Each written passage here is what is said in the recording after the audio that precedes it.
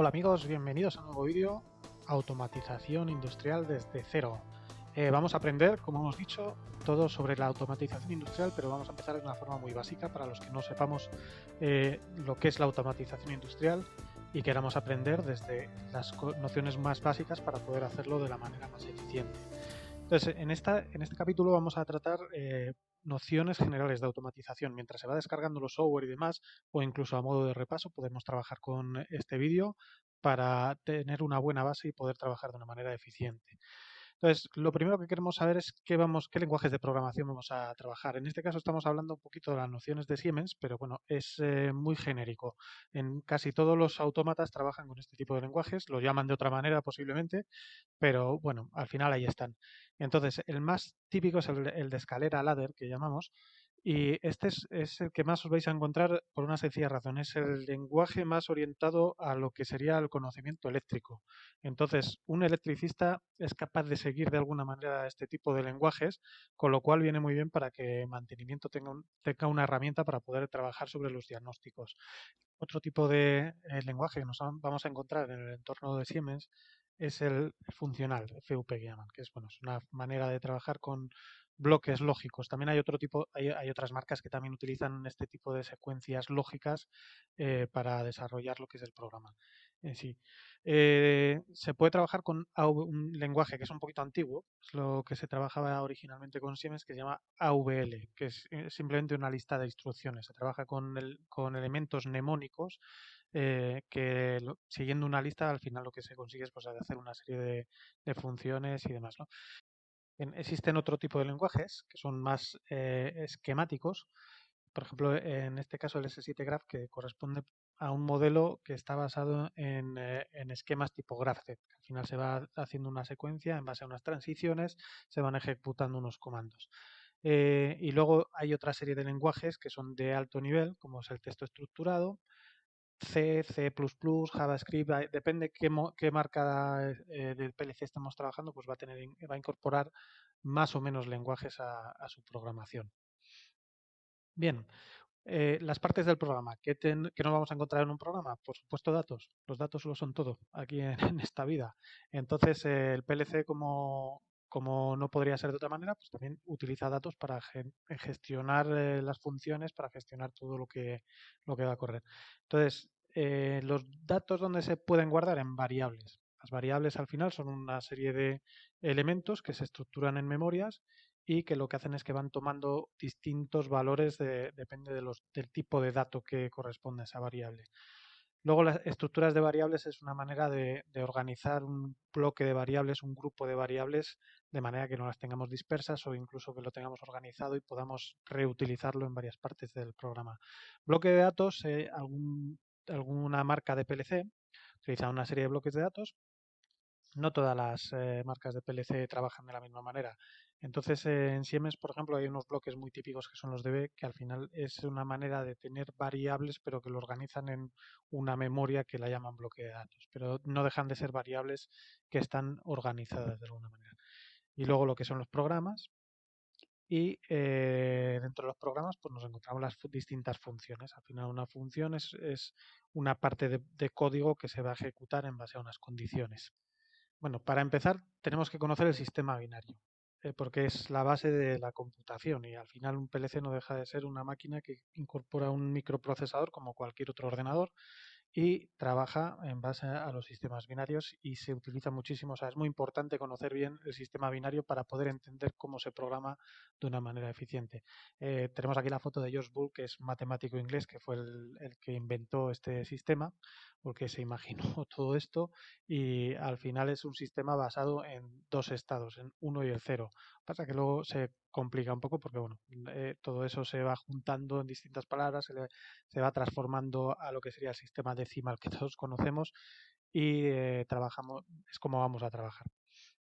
Bien, pues una vez que sabemos que vamos a trabajar en un sistema binario, pues vamos a hablar de lo que es el sistema binario. Empezamos conociendo el bit. El bit es la unidad básica del sistema binario. Es un elemento que puede tomar valores 0 o valores 1, que conoceremos a partir de ahora como false o true. Son los estados en los que se puede encontrar un bit. El byte sería la siguiente unidad digamos, en binario, que igual que en decimal conocemos que hay unidad, decena, centena, unidades de millar, etcétera, etcétera, en el sistema binario pues se establece que la siguiente unidad es el byte, que no es otra cosa sino algo que está conformado por 8 bits. A partir de ahí pues habrá otro tipo de unidades mayores que estarán conformados por 2 bytes o 16 bits y iremos hablando sobre eso a lo largo del curso. Entonces, es muy importante que sepamos que el PLC trabaja en binarios, como cualquier ordenador, unos y ceros, no hay más. Lo que pasa es que evidentemente a nosotros nos interesa muchas veces conocer eso en un sistema que sea más habitual a nosotros y que conozcamos cómo es la conversión a decimal. Entonces no es necesario, vamos a aprender cómo se convierte a decimal un sistema binario, pero tampoco es muy necesario porque los PLCs disponen de sistemas que nos lo van a mostrar, nos van a convertir ellos el valor a decimal y nos van a mostrar el valor en decimal. Entonces, bueno, lo que es importante es saber que cada bit en un byte, y por lo tanto en las unidades mayores también, va a tener un peso en decimal que es básicamente equivalente a lo que sería en base 2 el exponente n, que es el n es la posición donde está el bit dentro del byte, el word, lo que conoceremos más adelante. Vale, rápidamente. Aquí tenemos la posición que ocuparía el bit dentro de su elemento, el dato más largo, ¿no? Que un bit. Entonces, en la posición 0 simplemente tenemos que calcular 2 elevado a la 0, que es 1. En la posición 1 tendríamos que calcular 2 elevado a la 1, que sería 2. En la posición 2 tenemos que calcular 2 elevado a la 2, que es 4. En la posición 3, 2 elevado a 3, que es 8, así sucesivamente. ¿Cómo convertiríamos a decimal? Simplemente sumando todo lo que nos dé. Enmascara lo que es el valor, si es true o es false, si es 0 o es 1. Entonces multiplicamos el valor decimal de la posición por bien 0 o por bien 1 y sumamos todo lo que nos dé. En este caso, por ejemplo, sería 8 más 0 más 2 más 1. ¿Ok? Muy bien. Pues continuamos. Vale, el siguiente, digamos, el siguiente dato sería word, que es la composición de 2 bytes. O sea, son 2 bytes seguidos, es decir, 16 bits. Se compone de un byte, perdón, que sería el que tendría el menor peso y un byte que tendría el mayor peso. Es decir, el menor peso porque aquí en decimal hemos dicho que sería un 1 y aquí en decimal será un 65.000, lo que sea, luego lo vamos a ver, ¿ok? Vale, tipos de datos. Vamos a hablar primero de los datos básicos. En un sistema binario, que hemos dicho, basado en unos y ceros. La unidad mínima es el bit, 8 bits darán lugar a un byte. 16 bits, o lo que se conoce como word, y trabajaremos mucho con este tipo de dato, equivale a 2 bytes. 32 bits equivaldría a un doble word, o lo que son 4 bytes, y es que va alargándose esto.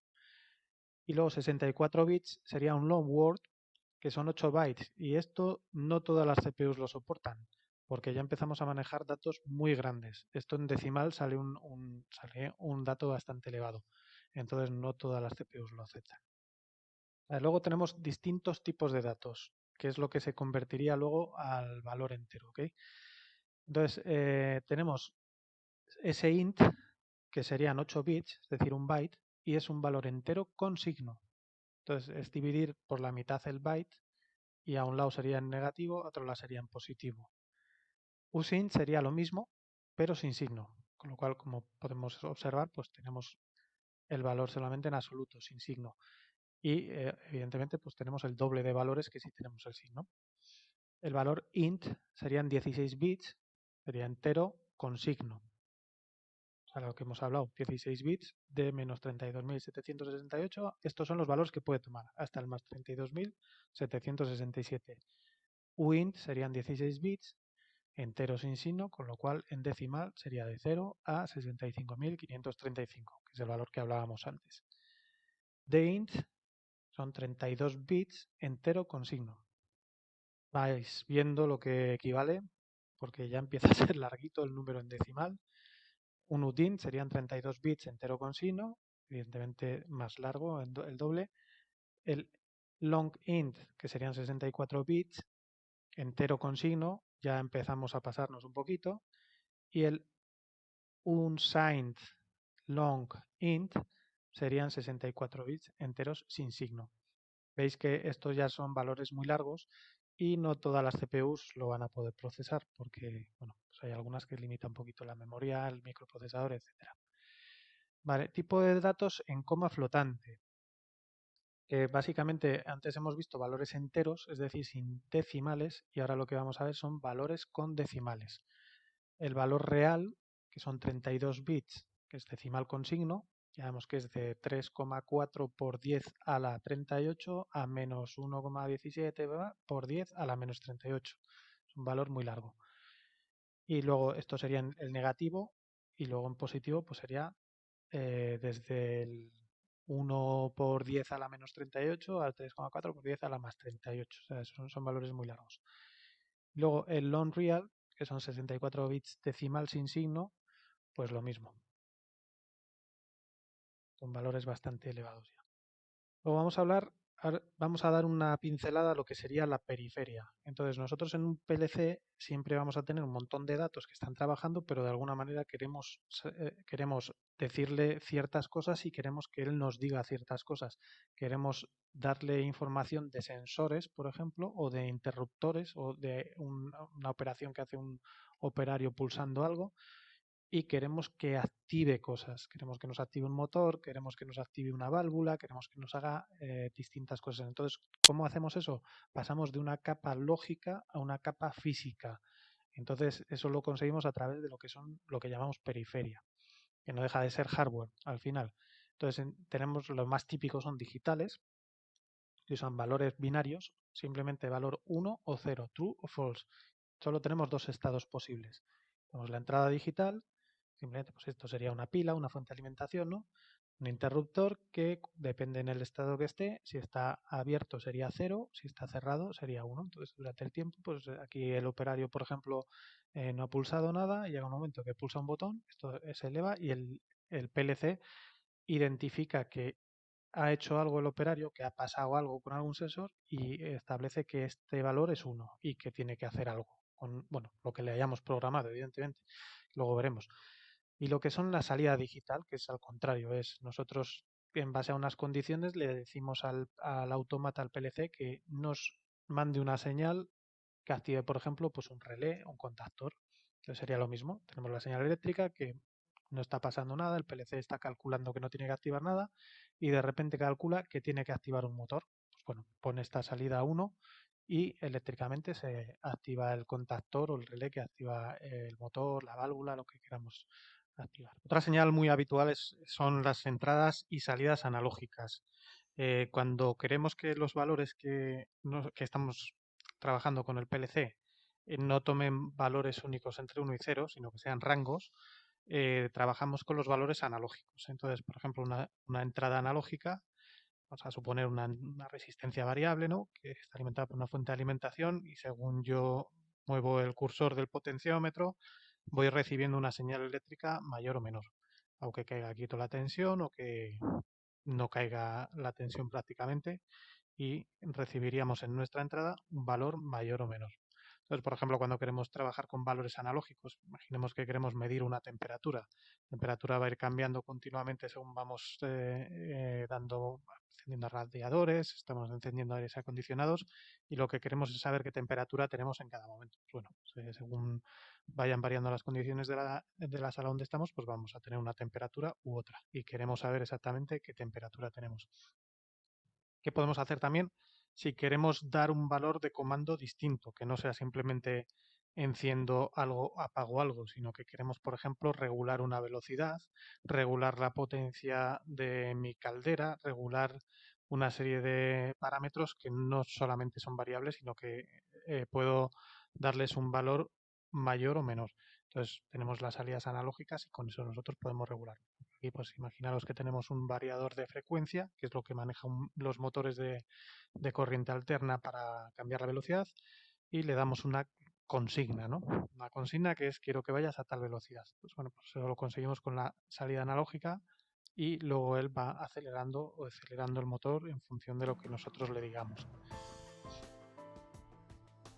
No olvidéis, por favor, de dar el like, hacer el comentario, suscribiros, recomendar o la cooperación que creáis conveniente para que podamos seguir creando contenidos maravillosos para que seáis unos profesionales del futuro perfectos. Muchas gracias.